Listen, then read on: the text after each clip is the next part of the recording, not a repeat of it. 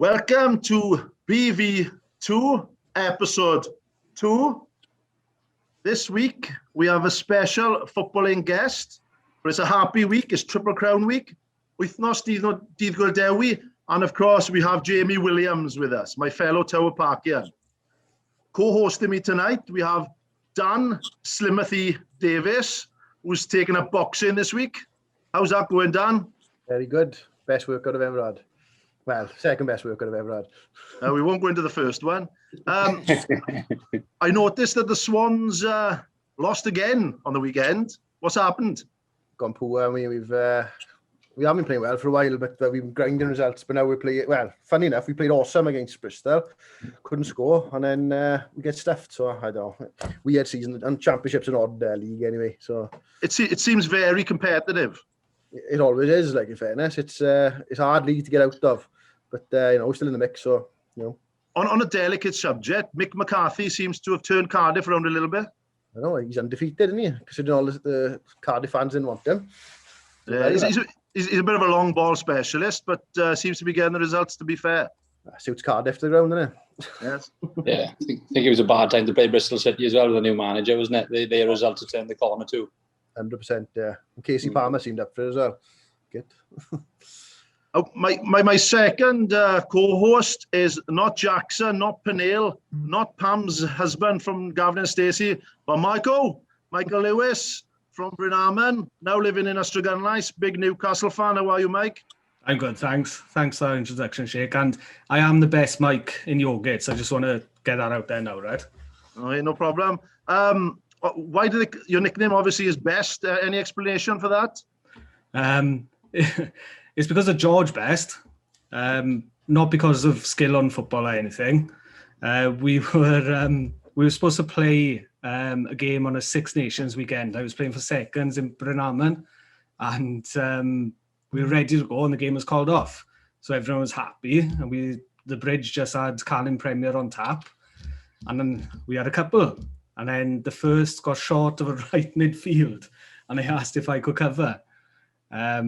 So I said, the first call up, you don't say no. So I went to the game, put the strip on, got out to the pitch. The first run I did, the Carling Premier just came up.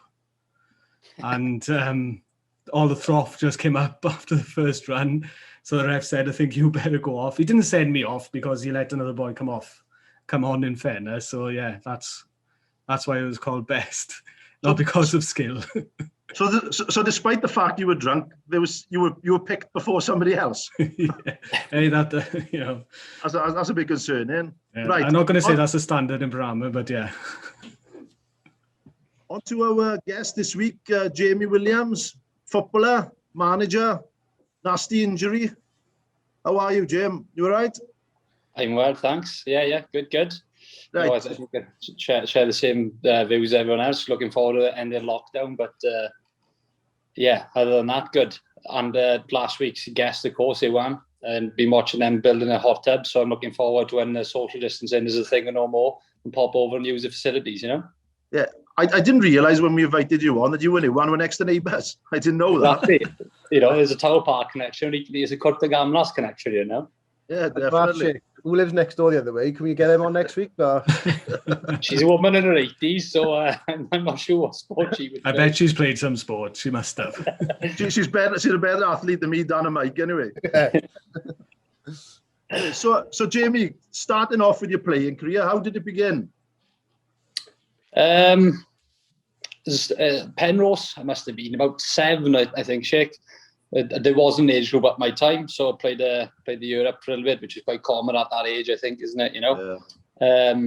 Peter Jones, Chiv, was the manager there, so never a dull moment, as you I can imagine. with Chiv there. Yeah, we did actually pick up. I don't want to start off with the sore points. Did pick up a fine in junior football, which was not common either, but probably not for this show against big rivals at the time, Bryn Coch. Started off with Pete there. Got invited down to Llanelli when I was 15, and played there for a few years before I picked up an injury then. But for the record, the injury, I'm under no illusion that I was going to go on and be a professional footballer. And it was just one of those things where cut it short. Well, it's something you never know, really, isn't it? So while you were at Llanelli, did you is that where you had your Welsh cap? Tell us a little bit about that. Yeah, that wasn't necessarily through Llanelli. That was schoolboys cap. So, you may have your different bits and pieces about caps in terms of football, and you have lots of people saying have a boys club cap. So for that, you've got to play for a boys club team, and those boys clubs team, I think they're becoming more popular now, Dan, but the criteria was you had to have a boys and a girls team, and you had to own your own ground and facilities and this, that, and that. Not quite 100% in it what the criteria was, but those teams were in short demand. So this was a schoolboys cap. So this was open to sort of anyone who went to school in Wales. What I also find out then, when you got through to the sort of the last stage of it, i.e. Wales, there were, I wouldn't say a small number, but they were quite a selection of boys from England as well. So if you had a Welsh connection, as you would in the first team as well, grandfather, etc., then you were also eligible. I remember a chap, Sean Eardley, was a fullback. He was playing for Oldham. There was another guy who played for West Ham. When you looked on the programme, there were a lot of English professional clubs there. Ryan Shawcross was someone who was playing with Man United at the time. I'm not a fan of Shawcross. After he did to Aaron Ramsey, I'm still devastated about that injury. Like, he's the one who broke Ramsey's leg, am I right? I think so. Yeah. It was quite a nasty injury, wasn't it? Yeah, it was. Was that when he was playing for Stoke or earlier on? Yeah. You said you were with Shawcross. You said, were there any other players you played with then at that level, or what? I'm sure you mentioned before, and we've been speaking with Joel Edley, is there, and who was the third choice keeper for Wales? Vaughan Williams. I'm Vaughan Williams, yeah. Played with Joel Edley right the way through with schoolboys, Dan, and it not right the way through in as much as, of course, it was Avon Neath living in Neath and Talbot. But yeah, I used to come up against him when he was playing for Cardiff schools, and then from Neath and Talbot, Avon Neath, they picked a select West Glamorgan team. Then West Glamorgan and the other South regions go into a South Wales team, and then South and North obviously get combined for Wales. So someone who played alongside, who went to Cwrbsart, was Chad Bond, who I know you know through your time in Swansea. He was signed to Swans when they were in the Premier League for a long stint. Technically, mate, I think he's probably the best footballer I played with. I always say that. I know we spoke about this recently. To give you sort of the calibre of where he was, I always thought you sort of cut above a lot of the players we were playing with in that Avon Neath or Neath and Talbot side. We had quite the strong team, in fairness, and especially when we merged with the Swansea boys to make it a Welsh Glamorgan, it was, we were quite a, like I said, strong team and a strong county in that respect. Then we played against South Ceredigion, who hadn't had a great set of results, so it was a case of, well, we'll change the team around a little bit and play some boys who perhaps hadn't had as much game time in previous games. So they put Chad Bond, who, for those who don't know, is a striker. They put him in centre half with me. So we won the game 10-2, and Chad scored 5. So that sort of gives you an idea of the level he was at. Yeah, good player, Chad, in fairness. Joel Edley, believe it or not, because he's quite an outgoing character now. You see him dancing in the Euros and whatever else. I always remember him as being quite quiet, but warmed of a left foot, in fairness. Yeah. And what we were speaking about there, Ryan Shawcross, the instruction that was given to me, each player sort of gets their instruction as this is what you're going to do for the game. Then you have an overall team, bit of tactics then. So the instruction that was given to me that day, because Ryan Shawcross is a year younger than me, school year younger, I think it was. So the coaches, and obviously he was playing a year up, they could see the ability and the talent in him, but they said to me, I was playing full back that day, right back, against Scotland, and they said, look, Ryan was playing inside you now, you're younger, a little bit inexperienced, make sure you play quite tight to him to give him that cover. Well, the guy who I was marking was like a racehorse, and he'd run be ragged all day, so in hindsight, Ryan Shawcross obviously didn't need any cover, did he? He's good enough to stand on his own 2 feet. I wish I'd have left him to it, and perhaps I wouldn't have looked so bad at full back and mark the guy in the left wing. Did Ryan Shawcross play for England after a senior level? Yeah. But the same works the other way with, I'm sure Giggs played for England at schoolboy, was it? He played for them schoolboy, didn't he, for sure? Yeah. I think it was a case of Ryan Shawcross went to school in Flintshire. He must have been somewhere on the border near there, But yeah, I remember he was one of the players who was signed for United because there was a sort of a minimum travelling time as well. I think up to when you're 16 is maximum travelling time that you can travel to and from training, so it stops the top clubs monopolising the best kids. So I think that had a factor to play in it as well. It was another boy, I remember, Mitchell Booth. I'm curious what he went on to do. He was an England sprinter, and they were trying to adapt him to sort of a football player. So I remember he was another guy who came with him from United in that Welsh squad.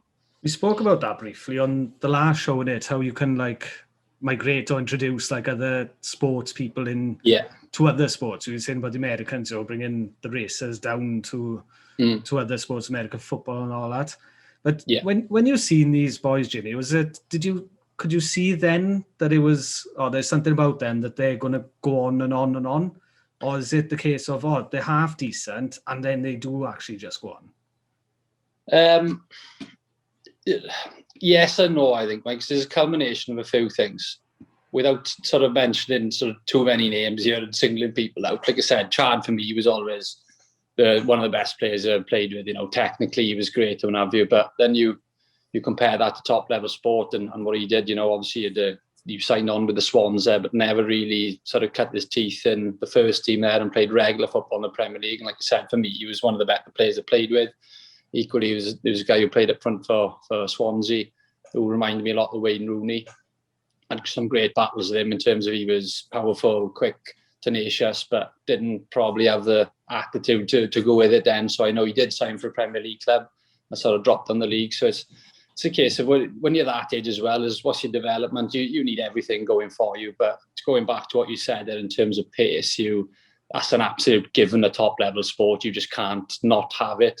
I remember going to see a Charity Shield game in the Millennium Stadium, United against Arsenal.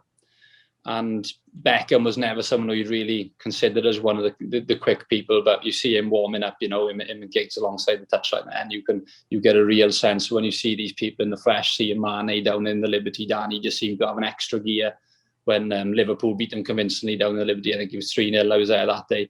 Even at that top level, if you've got that extra bit of pace, it's how do you mark it? How do you cope with it? You try and close the space down, then go in behind you. You leave space in front. They're going to attack you, and they start going through the gears.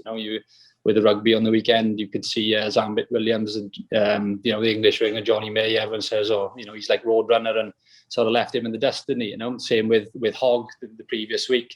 He put the ball in space, and he didn't have a chance to because he had to turn and go. I never forget seeing Bellamy at the Millennium against Russia. And obviously the camera's on the action, but Bellamy was just like that all the time. Yeah. So when it's off camera, he's just like that all the time, up and down the line, looking for that pass. And that must be for his teammates and that must be such an advantage to play like that, knowing that person is just going to be from there to there in a couple of seconds. There's no substitute for pace in any sort of sport like rugby, football, anything like that. It just like you said, it gives you that massive advantage, doesn't it? Jamie, going back to when you played for Wales, who did you play against and where did you play? It was a Tri-Nations tournament. So it was Wales, Ireland and Scotland. It was up in St Andrews University, up on their playing fields up there. So it was quite a low-key event, to be honest. I think you had the parents there, but it wasn't as though there were stands packed out, with thousands of people and things. I think what would shock a lot of people, certainly that I found, I dare say things are different now because the setup and things the Swans have got is phenomenal. But obviously Ricky was successful with playing with Wales and rugby, and the volume of kit and everything that he used to bring back was amazing. Granted, like I said, he was more in depth with the Welsh teams there, and he was going to World Cups and things, so you need the equipment. But for those couple of games up in Scotland, and granted it may have been different because it was only a couple of games, there wasn't a single piece of clothing or item or kit that you could have even bought, let alone keep. So, I remember wearing these big Nike tracksuits, which probably just about fit me now. I was 15 at the time. It was that lovely Kappa kit as well. One of the best kits in Wales. Exactly, I know. So we played the first game against Scotland in the white kit with the red shorts and socks, and you had all the nice embroidery and what have you, and had to give it back. And we asked about, can you buy it, or do we get to keep this? And it was a case of no. So yeah, that's I remember the funding being so different, seeing the side of it that Ricky was with the Welsh schools, and you had the football side of things. And equally did a stint with the Swans, 6-week trial sort of thing down in Jersey Marine, next to the old Vistium garage there, and you using cones for posts sometimes and things. That was the real shock for me. Like I said, that's probably developed tenfold now. But you always think of football as the glamorous money side of the sport, but I don't think that certainly wasn't the case sort of 15 years or more ago. Actually, more than that. Yeah, you're not that young. I'm not on a few years now, probably 20 years ago. So how long after you played for Wales did the injury occur? It's probably 15s, 16s. That was. I played for Wales, and I think I first snapped the ligaments of my knee when I was 18 maybe, or 17. Yeah, I was still in college, still in first year college actually. So I played for Welsh colleges then, and that was through Gysaina, which sort of working in tandem with Llanelli. It was a great setup, that is. Football academy, I know Swansea, Neath, Gysaina run the same. Yeah. Really good setup, and they play on a Wednesday afternoon. You have coaching every day, built into your schedule. So that was really good. So I'd probably played, I think I only played one game there. You have a few warm-up games, you're not playing the full internationals, but we went away and we played against England. So I played in that one. I was in an under-19s Wales colleges side, but I was 17 at the time. Probably played a handful of games for Llanelli first team or League of Wales at the time when the Spanish owners were there on the Saturday up in Newtown, and then played Magwertha under-19s on the Sunday. And yeah, snapped my ligaments in my knee sort of 5 minutes into the game. One of my parents would always come and watch a game, and my father, missed sort of the kick-off. And when he got there, I was limping or being stretched off, sort of thing is how we remember it, So just one of those things, really. Did you know then, Jim? Was it like at the time, oh, this is a bad one and that's it? Did you know that instant, or was it just hoping that not so? Absolutely, Dan. Yeah, I think I don't ever remember missing a game through an injury. I mean, I don't ever remember missing a game through an injury. I was playing at the back that day as well. I remember a guy just flying in from the left-hand side. I knew that he was committed, so just sort of went to drag the ball back, and my right foot and my standing left leg looked down. I was in a divot. My toe was pointing one way, and my knee just went the other, and it was a loud, snap, double click, sort of put itself back in. By that point, the leg was flapping down underneath it, so you knew straight away, because you had the scream of pain and what have you, and the striker said straight away, the opposition waving over, get the physio on. So yeah, you sort of know instantly with those things. Yeah. Do you remember who the boy was, Jimmy? Sorry? Do you remember who the boy was? No. In fairness, the guy didn't make any sort of contact with me, because I could tell he was rushing in, and he was committed. So it wasn't even a case that he'd made any contact, Mike. That's what I was doing. I was trying to avoid the tackle and drag the ball back, and my foot was just in a divot and went to turn one way. Foot was pointing the other way, and like I said, just one of those things, really. Am I right in saying that it was at Gysaina College that you started your coaching badges? Yes, yeah, they offer that alongside the course, and they encourage you to do it. So yeah, did that alongside our academy training. Obviously no intention of using it at that point. I was only 17 and fully into just playing. But under the circumstances, things changed, So yeah, glad I did my stint of it. But it wasn't easy starting off. I think coaching, I was about 20. I think I must have been taking over the first team. A lot of the players are older than you, so that was a challenge in itself. Was it hard coaching your mates? That must have been tough at times. Very, very. So I think initially, I would say I had good support there from my mates, if you like, was that they're going to have your back, and the commitment was there equally.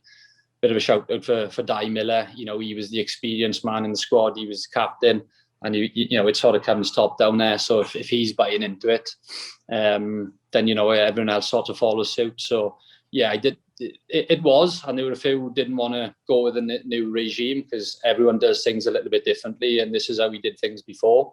But it was a case of, you either get on board or you don't really. And I think those people who didn't get on board missed out, didn't they? We went on to have quite a lot of success. So, yeah, I did, on the whole. But what I used to try and tell the boys is that on a Tuesday and Thursday, we used to train between, 6:30 and 8. And on a Saturday between whenever we meet in 12 until 4 o'clock, then, I'm not your mate. I'm the manager. You've got your job to do as a player and I've got to do as a manager. So if it's a selection goes one way or another, or we change things up within the team, that's for the benefit of the team and not the individual, And in fairness, everyone was on board with that. I'm really glad you give Di Miller a shout out then, because Di has been a brilliant servant towards Ystrad football. I remember when Ystrad weren't so good, he was still there playing his heart out every week, and he's a good boy, Di, to be fair. He's a great character. He is, and like I said, I was thankful to have him as the initial captain, and I still to this day call him Skip. So yeah, he's and as you said, very talented footballer as well. Sure. Yeah. I know he had trials in Norwich at one point. I think his father was a. Sorry, Dan. I was going to say he's another one who had ability, but potentially could have gone further, hasn't he? That for whatever reason didn't actually go on to do it. I think his father was a good player as well, wasn't he? I don't remember Jimmy playing myself because, as you know, I sort of grew up on the rugby field or down at the rugby club, I should say, as opposed to the rugby field. So yeah, I didn't really see a great deal of Ystrad, but that's what I'm told. Yeah, Jimmy, another good bloke and talented footballer. I'm told. Yeah, my friend Liam Delaney often goes on about Jimmy and says how good a player he was. But obviously Andrew, another good player, Andrew Miller, another good athlete. And again, Andrew was a captain of mine for some time, and I'll always remember a game down in Clydach. He was the guy who, if you ever called upon him, then he'd pull you out. So I remember he'd been ill throughout the night. He turned up and he was white as a ghost, and he said, "I don't think I'm going to be able to play today." And we didn't really have a lot of backup that day. It was a tight game down in Sunnybank, so we played in Coed Gwilym Park there. I just said, do what you can and see us through the game. Hopefully we'll get our noses in front and we can start making the changes. So after about an hour, poor thing, he'd given it everything and changed, but he did the job. We got our noses in front and we managed to stay in front and change him up there. But yeah, Andrew's another good servant, in my time there. And I went back to play a few seasons later when he was manager to try and sort of repay the favour if I could. But yeah, for years he did a good job. I think it's testament as well, Jay. But I know you said like coaching your mates and everything, but I know you had a lot of success with the club. But there's very well. I don't think I've ever heard anyone say a bad word about you. In regards to your coaching and in that sense. Well, I'm sure as a bloke as well, innit? But you're very well high regarded in the club. You haven't spoken to enough people, then, Dan. Dan, you're a qualified coach, am I right? I am indeed. Well, I haven't won as many things as Jamie or. What are you, specialist goalkeeper or just anything? I'm currently doing my B license in goalkeeping, but I've had to put it on hold at the moment. But it's hard going doing it on Zoom and stuff. So I like to be out doing it rather than over these kind of chats. It's hard to do coaching like this. So it's I'd rather be on the field. So when it goes back to normal, I'll pick it back up again then. Is that because you got dive for a ball and you might hit the computer over or something like that? Have you ever done any coaching, Mike? No, not any intention.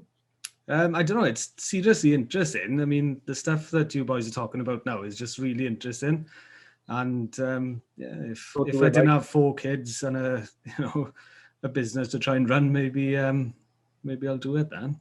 And what you're saying there, Mike, I don't think people appreciate that until they actually do it, what the time commitment coaching is. Because I touched on earlier, training 2 nights a week and then a game on a Saturday, that isn't it. There's a load of other bits and pieces that goes on in the background, looking at your opponents, your tactics, and then before you get to training, you've got to make sure the kit is there and drop it off afterwards and modify your coaching plans and your sessions for whoever may be coming up the weekend. If you did something particularly badly the week before, you want to work on it in that week, etc., etc. So anyone who does it at any sort of level, you've got to take your hats off those people, especially at grassroots level where you're not getting any money for it, So yeah, it's a huge amount of time, Dan, isn't it? That commitment. I see the commitment from just the volunteers that aren't doing the coaching. It's just the boys around the clubs that are just doing like the general stuff and all that. The commitment that they do, it's like, wow. But then what you're talking about, it must be, the time must be, I don't know the time is. Yeah, well, I'm glad you mentioned that, Mike, because, you know, it's a bit of a shout out to the committee who supported me when I took it over, you know, so you could focus a bit more of your time that was actually on coaching, you know, rather than getting dragged into all the other bits and pieces that goes on, dropping the kit off from the laundrette and picking it up and, you know, making sure the field's ready for the weekend, and you've got all the other paperwork side of things and secretarial, and, you know, so Kevin, Andrew, Twiz, Mike Griff, just to name a few, were all people who put hours and hours and hours in for the 7 years that I was doing it in Ystad, you know, and Dan sees it now with the juniors and the seniors. There's, you know, it takes an army of people to run even a local level club, you know. I found from doing it with the rugby that it can be quite overwhelming, really, because you live in it, and you live in it 24/7, and I don't think all the players appreciate that, really. Like, I'm for one. If you've got a game, you've got to be committed. My honeymoon was Monday to Friday when I was coaching the youth, so I could make the 2 Saturday games, and that's, do you know what I mean? And that's, but I think if you're coaching, managing, you've got to set the example of new. But then when you've got players then pulling out with the smallest excuses, really, I don't think they appreciate how much you've put in during that week. You must have come across a few excuses in your time, Jim, for not training or playing. Had some shockers, just from memory here. It was a guy who actually made it to training, but this is the worst one, Hugh Guns. He asked if he could leave early, and I asked him why. He said it's because his hands are too cold. This is playing football, mate. That's the gospel truth. My hands are too cold, he said, so I can't concentrate. But Robbie Daniel does another one for not making training. He's got to power hose the patio. He's got to paint the fence. Mr. Miyagi with him, or? Yeah, exactly. He's no different these days, though, because, you know, I play golf with him now, and just in the run-up to last year, we didn't have, you know, as you know, COVID, we couldn't play often, but you had to go and cut the Christmas tree down. You had to go for the car oil service. One of the kids in his daughter's class was birthday parties and other. They just go on, you know. I hope he's watching this now. On Thursday, I hope he's watching it. But it is comment down below if you are watching it. Yeah. But where we are lucky of people like Di Miller, those people who are there week in, week out, and lead by example as well. And we're very thankful for players like that, to me. So I'm glad you've given those boys a shout out today. Obviously, the big thing with you managing, coaching, was the treble, is it? Am I right in saying that? That's right, yeah. Treble. So not been done before, and I'd be amazed if it gets done again in the Neath leagues. I don't know how long it's been going now, at least 100 years. And I know it's been going over 100 years. So yeah, massive achievement for us, that was, you know. And some really good memories. I think one of those years, I think Ystad football won the league, Ystad rugby won the league, and I think Ystad cricket won the league as well. And I don't think really there was enough of a fuss made about that within that calendar year. Perhaps we should have had a bus or something, I don't know. Yeah, well, I remember going... Starting in Penrose down to Glanreed, like, and back. Yeah. Hey, Liverpool are recreating the bus now, aren't they? When the COVID restrictions are coming up. Are they? Yeah, they're going to have an open top bus for the Premier League last year. Mike, they're going to finish 6th now. I'm going to say that's the most Liverpool thing I've ever heard that, yeah.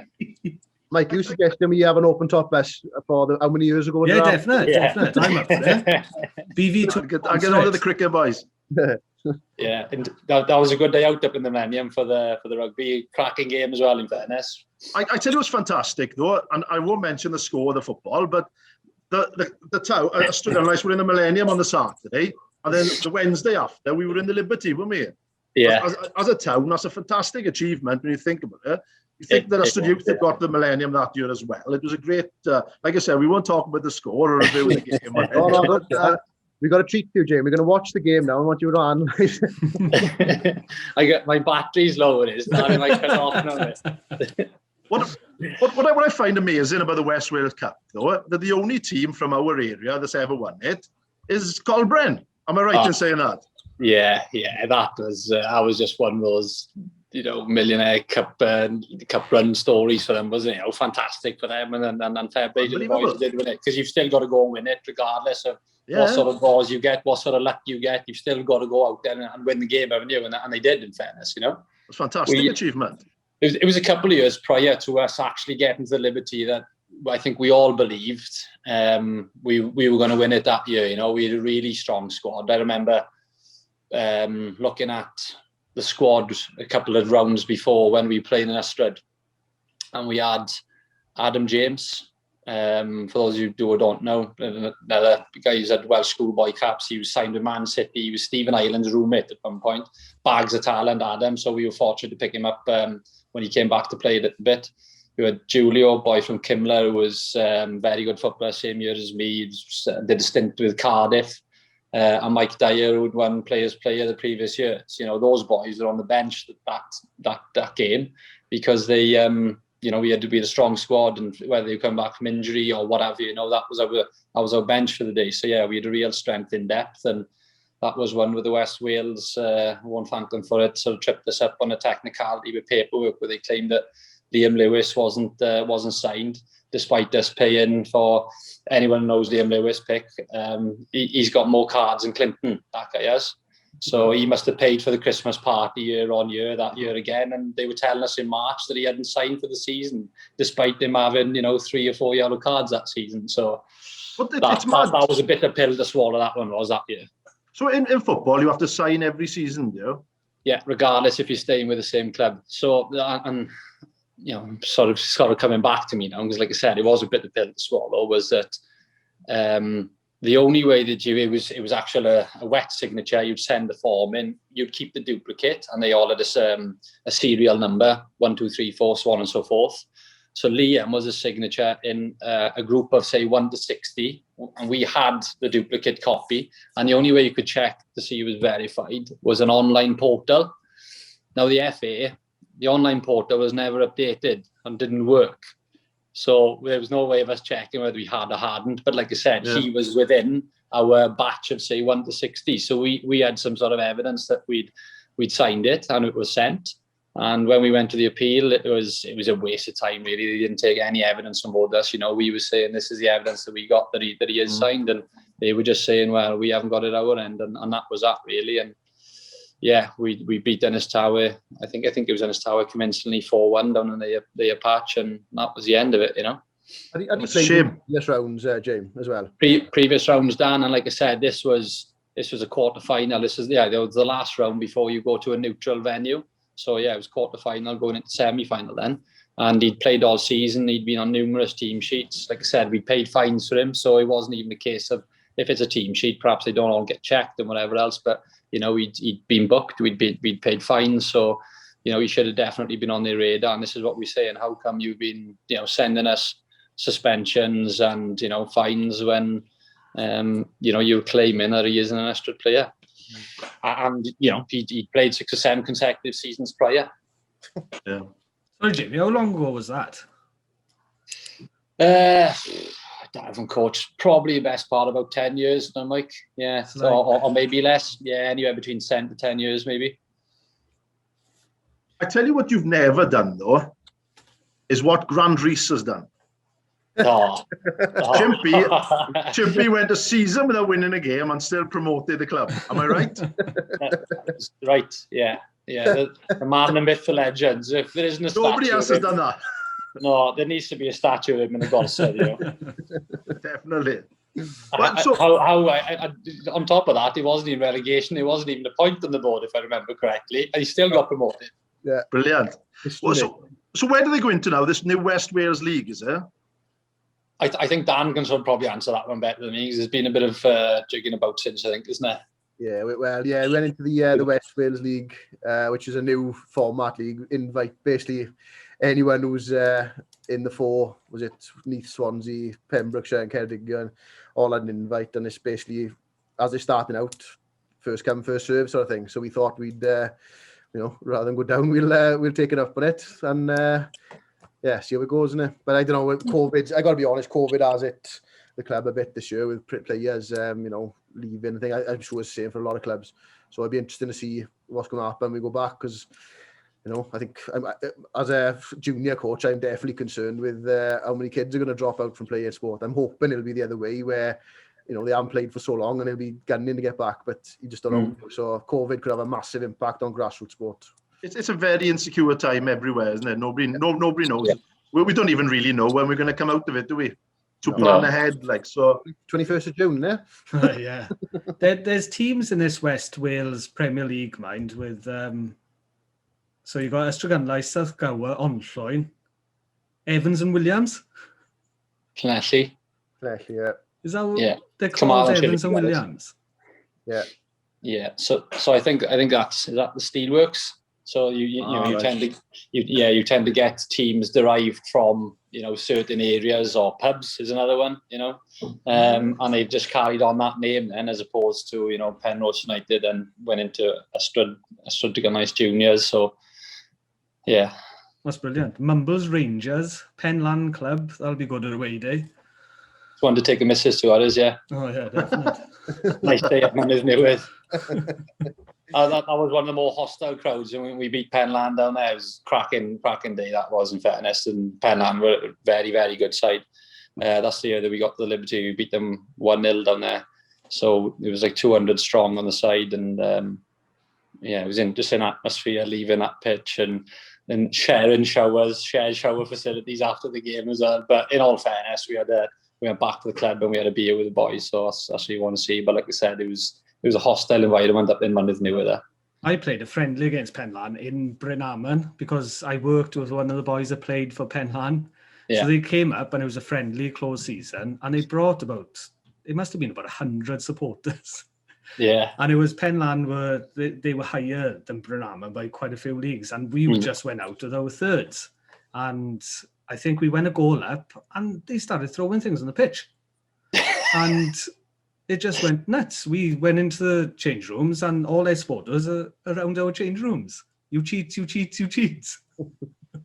It's a fantastic place, Penlan. And I've played rugby there, and you've had people riding horses across the field, like with no saddles on the horses. Mind, they're wild horses, and they're coming across the field. Like, but I got to give it to them. Mind, whenever we've gone back in the clubhouse after, they've given us. We've had a hell of a laugh. And equally, Shake, you know, my experience of Penlan, they're a good footballing side as well. You know, whilst you got the other factors to contend with, they've always been a good footballing side.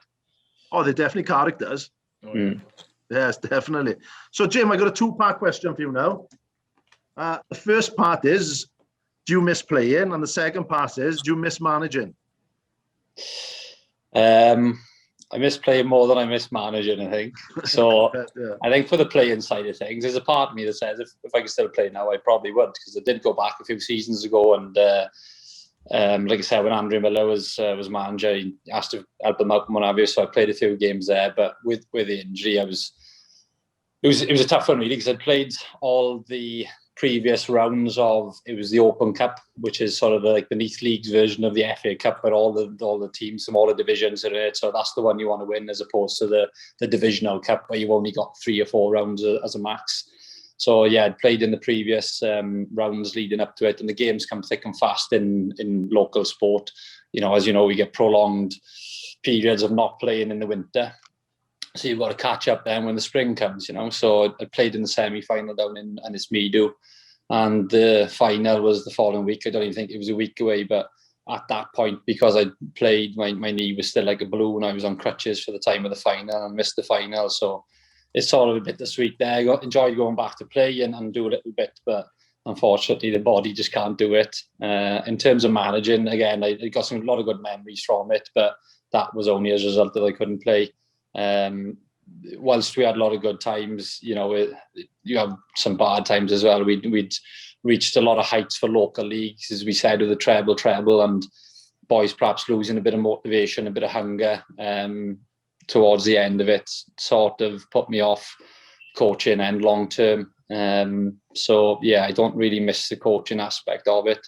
Did have an offer to go and coach with Carl Shaw and Britain Ferry Llansaw in Division 1 Welsh League, and I think that would have been a totally different kettle of fish.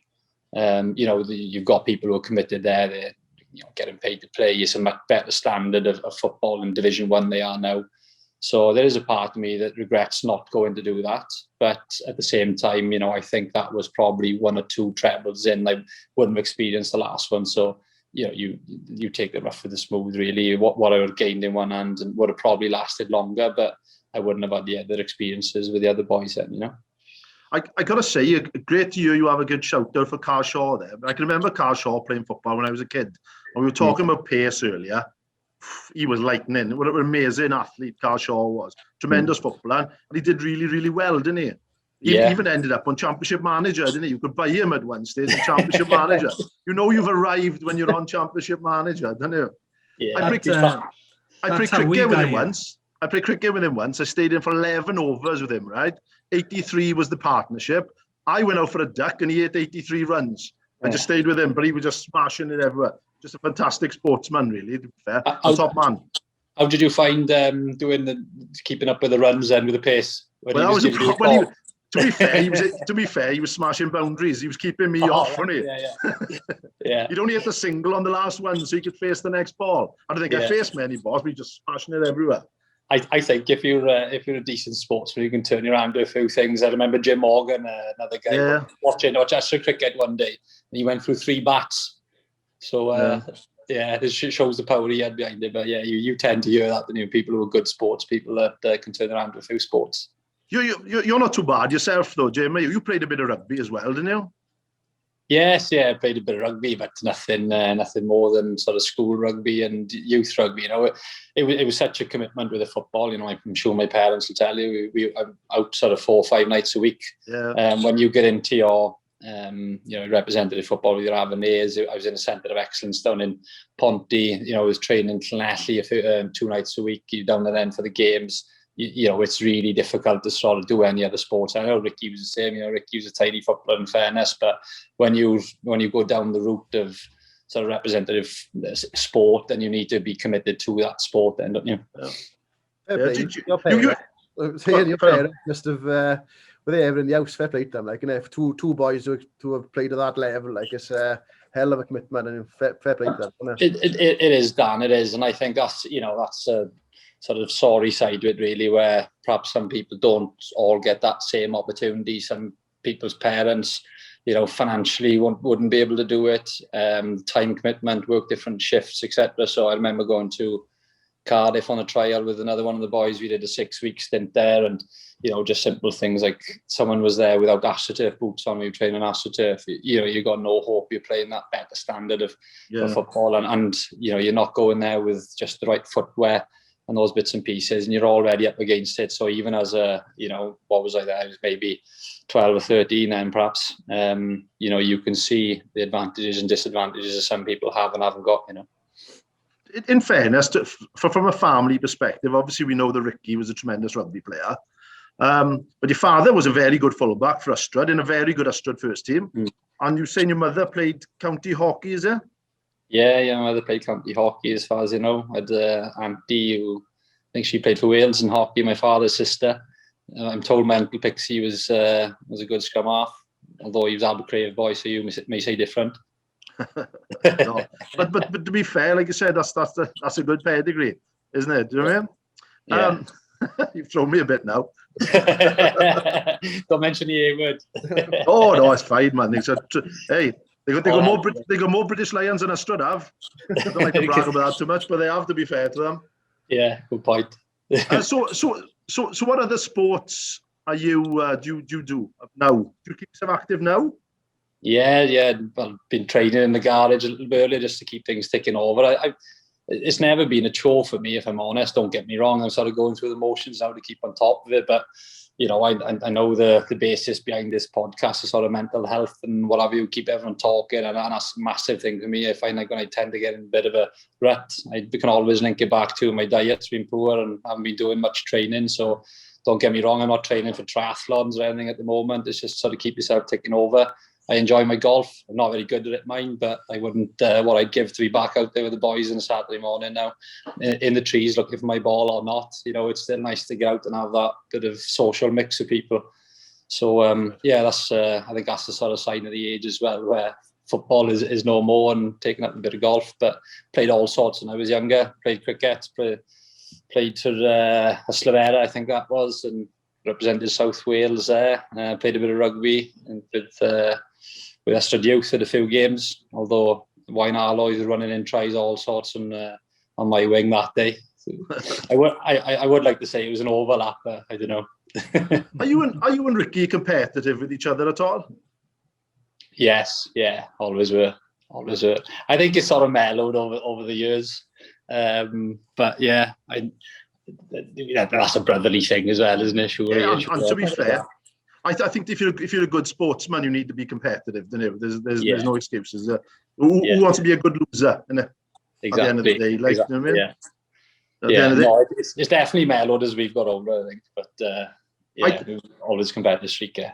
I did think about getting Ricky on here, but I thought he'd just talk about horses for 90 minutes. So we, or Man United, or how much he doesn't rate Johnny May. I don't have time for that. I gotta give one thing to your brother, mind. Obviously, he played a good standard rugby. He played for Swansea for years, Newport, Llandovery. He played one game for the Dragons, I believe, didn't he? He played for Ospreys A. But I remember always asking him, will you give me a season with Ystrad when you finish? And he did, to be fair, a season and a half, actually. Yeah. And obviously, he came back and was a part of a fantastic time for the club to win that their own version of the treble. And that day at the Millennium Stadium, as far as being a team manager, was my greatest day of my sporting thing. Obviously, after beating two-time world champion Ted Hankey in darts, which I did once, but yeah, not that I know if I've mentioned that before, Dan. Yeah, never mentioned that before, Shake. Never. No, but it's the first time I've ever did. Fair play, Shake. The fact that he stepped to his word, because he could have gone played anywhere else for a bit of cash, can he? Because there's so much cash around for that sort of caliber of player. So I'll always appreciate that with him, in fairness. He finished for the right reasons. At the time I was telling him, because obviously different circumstances, me to injury. I said, Rick, you're a long time retired. You know what I mean? You want to get all the years up that you can, but different circumstances where he was working long hours Monday to Friday. He's a family man. There's nothing that he loves more than his kids. So that was the difference for him. He wanted to give up that time on a Saturday that he would be out in rugby all day. He was playing for Swansea and the Dragons, like you said at the time. And so it's not local sport then either, is it? It's you need to travel different places. It's expectant that if you were playing in Ystrad and you finish a game, you have a quick pint, you're home half hour later, sort of thing. Whereas you're away, you're traveling as a team. Perhaps you're up in Newport or Cardiff, etc. There's a meal after the game, and then you stay and do your social side of things. So yeah, he said he was getting home the Saturday evening, and the one day out of the two that he'd spend with the girls was gone. So he finished for the right reasons, like you said. He came back. I know he really enjoyed that stint of rugby with Ystrad, and it was a pleasure to watch as well. Yeah, he was a great ambassador of the club. Do you know what I mean? Went through playing for the under-16s all the way through to the 21s. He was always there. That he was saying he was from Ystrad and things like that, and we always appreciated that.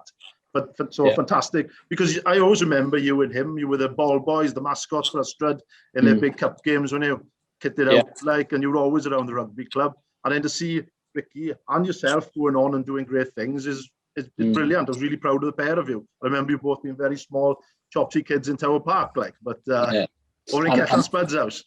Yeah, that's right. Well, it's funny you should mention him, because, like I said, I always loved watching my brother play for Wales, and credit where it's due. He never seemed to have a bad game, and he was a good player even at that standard. I think just sort of size let him down at the end, whereas Jamie Roberts had his sort of spot to go to the last World Cup or whatever. I think he was overlooked in under 20s or something. But I remember him playing against New Zealand over in the Knoll, and New Zealand, oddly enough, were always a year up, because they were saying the development of the younger rugby was behind or something. So for argument's sake, he was under 18s and they were playing in New Zealand at the 19s. So as you remember, Joe Rocococo, played I don't know how many caps for the first team. I remember he was talking about pace again, and Ricky was really quick at that age. So showed him the outside and picked Joe Rocococo up with sort of twice his sides and into the boards, and it was a bit of argy-bargy. And I remember him coming out the one side of it, and then Joe Rocococo stood up and his arms just went up in the air, And I thought then, I hope you're not expecting me to jump the barrier and get involved while you're on your own there. He's a big lump of a guy.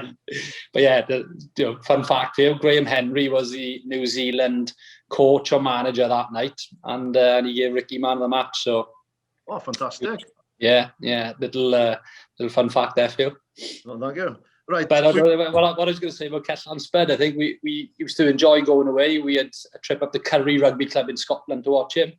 I went to Rome for his first cap, so we thought, oh, great, this has turned out to be free holidays for us on the weekend. But when we got a little bit older and wiser, we did realise that we're old enough to stay at home now. So if my parents and Spud's parents used to go away for Philomel to watch Ricky play, it was house party time.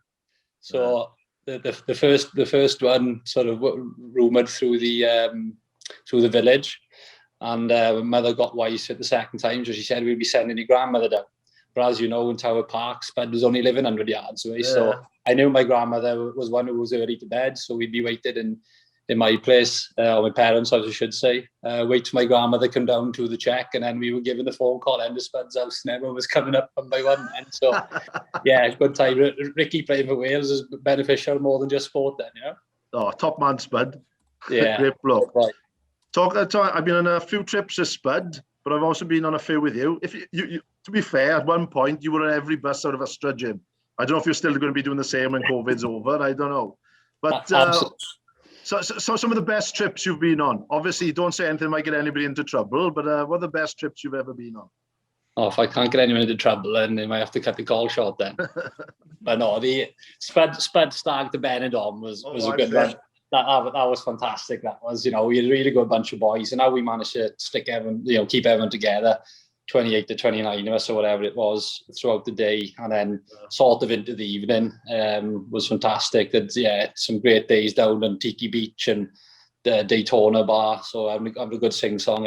You know, it was a good mix of boys, wasn't it? We had a lot of fathers on the trip as well. Yeah. So that was a particularly good one. Another one was we were on together with Chris Tom's Stag up in Liverpool. Oh, that was brilliant. So again, plenty of singing there. That photo of Tomsy dressed up as the Oompa Loompa still haunts him, I think. Oh, he's not happy with that. No, he wasn't. So I do like seeing that pop up in the Facebook memories, and equally had some good trips with the Ashford football and the season football tour as well, with good ones. Well, there's another one I did, the rugby tour. Like you said, if there's a bus leaving Ashford, Jake, I tend to be on it. That's the only reason why I've taken up golf, really. I was seeing Rob Jam and all the boys going away to Spain and things playing golf, so I thought I'll have a bit of that. So, yeah. Yeah, I remember getting on the bus to Nottingham with the rugby too. When I turned around, I thought, "How's Jamie here?" Oh, no, you must have come like last minute. Yeah, well, I didn't know you were on it, and I was organising it. Well, the funny thing was it the bank holiday weekend that the rugby went, or was that the football? Because I think we were bank holiday. Yeah, so I was there the weekend before with the football, and so we came back on the Sunday, and I was going again on the Friday, I think it was. Or the Saturday for the bank holiday weekend. So and they were both in Nottingham. So I was only home for 4 days and then back again. You know? I got to be said, Nottingham, excellent place for a trip. It's got a 24-hour Greggs there. I think for the weekend, I had 8 steak bakes. That's all I ate. Like, I remember on the Saturday going out, and we were trying to find somewhere to watch a rugby, and they wouldn't take us, would they? No. We got to one bar, like, and Kettle Spud said to me, "I'll sort it out," being as intimidating as he is, like.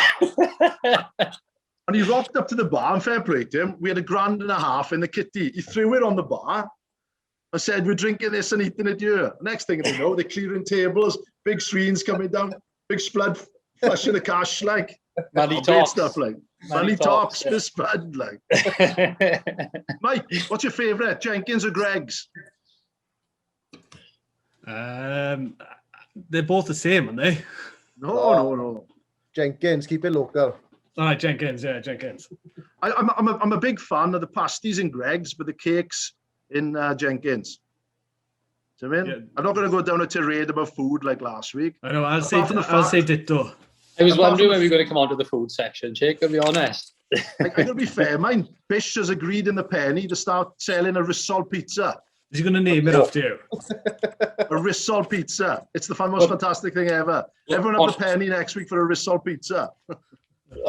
Once we like to keep it local, and recommendation for you is Rick Shaw in Ponty Island. That's nice. Pashwawi pizza on Friday. Didn't go one say that last week. Yeah, one was banging. Yeah, all right there.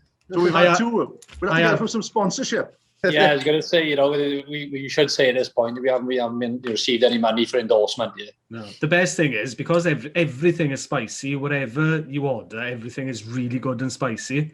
So the kids and the missus wouldn't eat it. So I just ate it all the next day. It was awesome. They were starving. That sounds good. Yeah. You're selling it to me anyway. Like Sky tweeted out of the family.